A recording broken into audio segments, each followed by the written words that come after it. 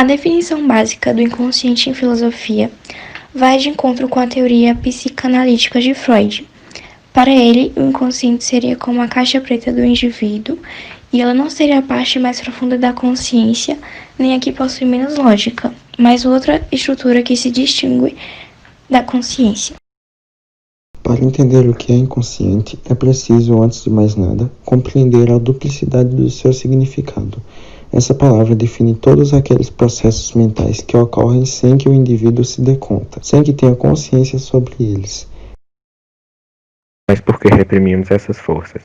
Não cabe ao trabalho de hoje aprofundar essa questão, mas apenas para complementar o conteúdo exposto.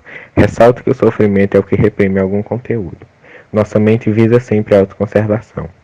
Por isso, afasta do inconsciente qualquer conteúdo que leve a uma dor profunda, que coloque em risco a vida do indivíduo. Esses conteúdos, no entanto, não podem ser mantidos completamente reprimidos, se expressando por meio daquelas ações já citadas. Durante o período de formação da personalidade, alguns indivíduos passam por momentos traumáticos. Independentemente do acontecimento traumático, este poderá manter as feridas até a vida adulta, dependendo da sua intensidade ou de quanto a pessoa conseguiu elaborar a situação que passou.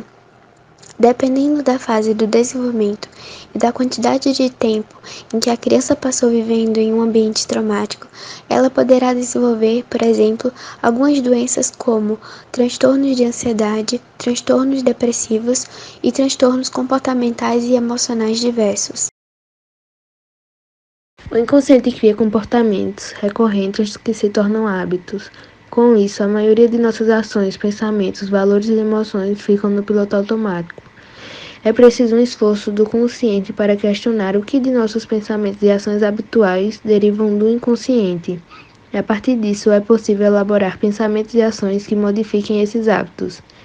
Em verdade, a neurose ela pode ser definida como a doença psicogênica, porque os sintomas são a expressão simbólica de um conflito psíquico que tem raízes na história infantil do sujeito, que constitui compromissos entre o desejo e a defesa. E agora, fazendo um resumo assim de tudo que foi falado, basicamente nossa mente se divide em duas, a parte consciente, que é onde pensamos e tomamos decisões, e a parte inconsciente, que é aquela parte que não temos acesso, né? Por exemplo, os traumas e bloqueios psicológicos.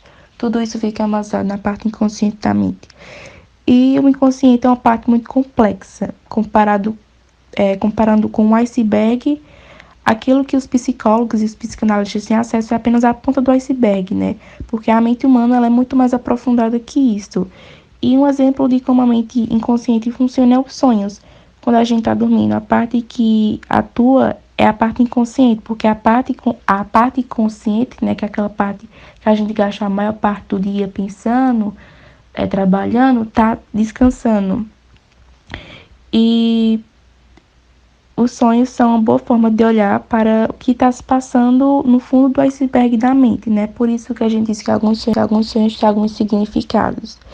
E outra forma de identificar também como o consciente atua é através dos traumas. Por exemplo, a história de uma mulher que ela passou a maior parte do tempo dela, da vida dela, sendo obesa, e ela não sabia, já tentou fazer dieta, não conseguia emagrecer. E quando ela foi, assim, fazer realmente tratamento, né, examinar a mente dela, se tinha algum trauma, ela descobriu que a pessoa que estava tratando ela descobriu que quando ela era criança, ela era abusada pelo tio. Então, a mente humana, a mente inconsciente dela, criou esse mecanismo de defesa, fez com que ela engordasse, porque para a mente dela, se ela engordasse, se ela ficasse obesa, ela iria ser feia. Logo, não iria acontecer aquilo que aconteceu quando ela era criança, né? No caso, o abuso.